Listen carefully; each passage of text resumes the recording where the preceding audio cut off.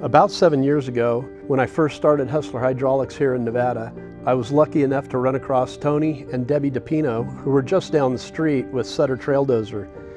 I had the pleasure of meeting them when I had stopped by to see if I could help with some of their hydraulic needs, and was very impressed with their equipment, their manufacturing, the experience in the industry, their dedication to a single machine and making it the best it could possibly be. Recently, I had heard that they were looking for an exit strategy. I knew that they would be looking for somebody specific that they felt that could carry on with the quality and the vision that they had dedicated years to build.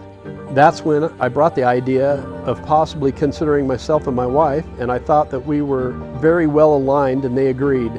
The rest, history. We still have the same team members building the machines, plus added more engineering capacity, more design capacity to extend the vision with new models such as tool carriers, small compact drills, shotcrete robots, remote control operation for hazardous locations. These are just some of the new products that we plan on taking on in the future. With over 50 years of manufacturing in the construction, tunneling, mining, drilling fields, there's no limit to where we can take this. My name's Dave Shoup, and this is Sutter Equipment Company.